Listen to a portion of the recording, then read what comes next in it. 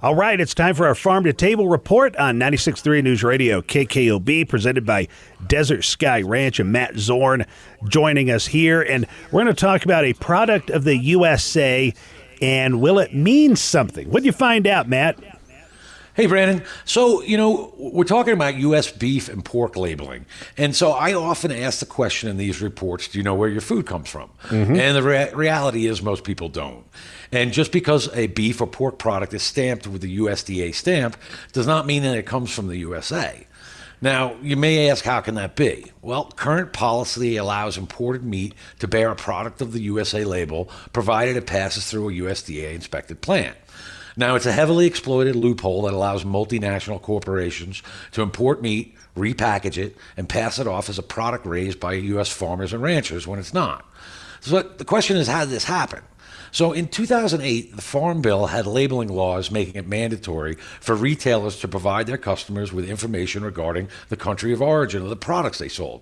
It was sometimes referred to as COOL or MCOOL. Mm-hmm. Now, Congress repealed MCOOL for the beef and pork products in 2015 after the World Trade Organization ruled Canada and Mexico could begin imposing tariffs on the U.S. products in retaliation for harming them with the label requirements that they had.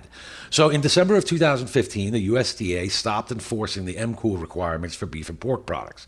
Now, some argue that it was hurting U.S. producers in the way of exports, and others argued it could have been negotiated and that it didn't have to be removed completely. But because beef and pork were removed from the list, retailers were no longer required to provide this information to consumers. So why is this important?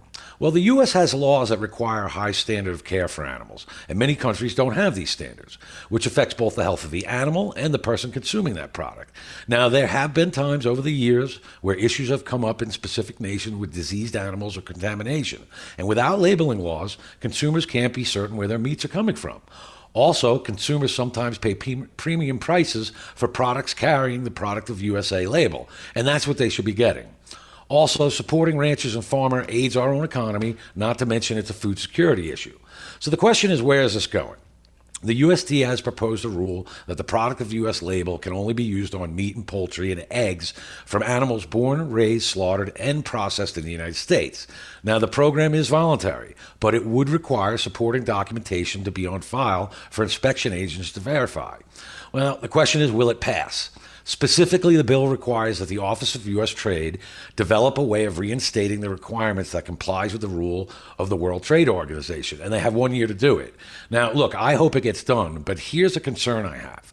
You would think that the National Cattlemen's Beef Association, the NCBA, would support the mandatory country of origin labeling on beef, but they don't. And when you look at NCBA's lobbying efforts, this is not done. It doesn't come up, and it's not supported in any way. Oh, wow. That's some great information, Matt. And tell us a little bit about Desert Sky Ranch. Hey, thanks, Brandon. So at the Desert Sky Ranch, we grow Angus beef cattle to order, naturally, without the use of antibiotics or growth hormones.